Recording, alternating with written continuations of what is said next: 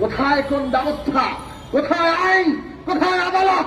কাজে প্রধানমন্ত্রী তার আসরে বসে দুর্নীতির এক প্রাতিষ্ঠানিক কাঠামো তৈরি করে ভাগ বছর দিয়ে বিনা ভোটে ক্ষমতায় থেকে দেশকে বিদেশের কাছে বিক্রি করে আজকে ক্ষমতা চালিয়ে যাচ্ছেন ছাত্রদের বুকে গুলি করে।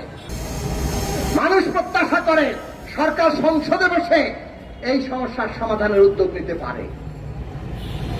তাড়াতাড়ি সেই কাজ করুন গঠন করে। আপনাদের কোনো উদ্যোগ নাই, উস্কানিমূলক কথা বলে এখন নিজেদের বাহিনীকে লেলিয়ে দিয়ে সরাসরি ঘোষণা দিয়ে ছাত্রদের হত্যা করাচ্ছেন, হামলা করাচ্ছেন। এইটা করে ভেবেছেন আন্দোলন থেমে যাবে। এই আন্দোলন থামবে না। বাংলাদেশ অগ্নিগর্ভ হচ্ছে। বিরোধী দলের উস্কানি খুঁজছেন, উস্কানি আপনারা দিয়েছেন। বিরোধী দল এই আন্দোলনকে সমর্থন দেবে, পাশে থাকবে। কোনোভাবেই আপনাদের এই সমস্ত ষড়যন্ত্রমূলক কথাবার্তা বলে বিরোধী দলের হারে দায় চাপিয়ে আগে যা সফল হয়েছেন আর বাংলাদেশের মানুষেরা সফল হতে দেবে না। প্রস্তুতি নেন। এইসব হামলাকারীদেরকে গণপ্রতিরোধ করতে হবে। আজকে এই শাসন টিকে রাখার উদ্দেশ্য কি পরিষ্কার হয়ে গেছে। তারা লুট করতে চায়, তারা সমস্ত দেশটা খুবলে খেয়ে ফেলতে চায়। সর্বগ্রাসী দুর্নীতি, ওই এসএলআর কোম্পানি, ওই সামিট, ওই বেক্সিমকো, ওই নাসা গ্রুপ হাজার হাজার কোটি টাকা সুদ মওকুফ, লক্ষ কোটি টাকা ঋণ নিয়ে তারা এখনো পর্যন্ত খেলাপি, লক্ষ লক্ষ কোটি টাকা পাচার করেছে।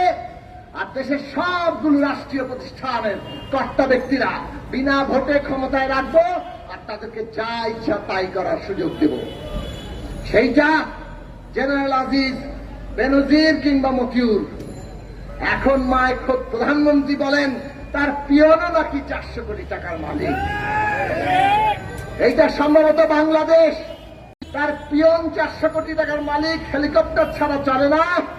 তিনি নাকি তার বিরুদ্ধে ব্যবস্থা নিয়েছেন। কি করেছেন?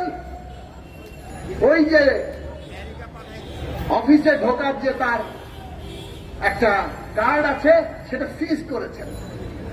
একজন লোক 400 কোটি টাকার মালিক হলো, প্রধানমন্ত্রীর কার্যালয় আছে বলে লোকজন যে তাকে উপঢৌকন নজরানা দিয়ে এসছে, নাকি উনি প্রধানমন্ত্রী কার্যালয়কে ব্যবহার করে নানা রকম দুর্নীতি করেছেন।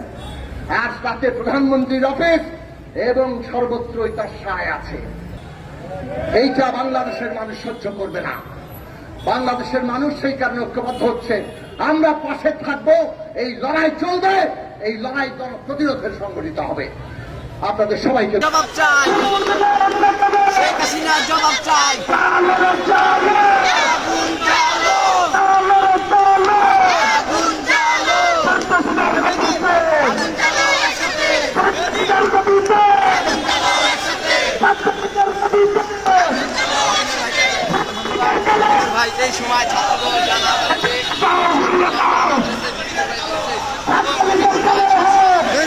পুড়িয়ে দাও, পুড়িয়ে দাও। আমার ভাই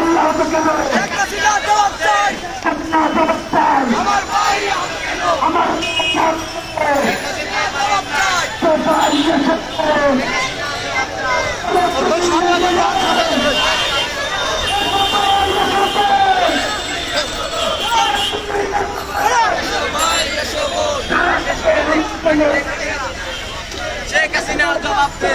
আমার ভাই আহত কেন?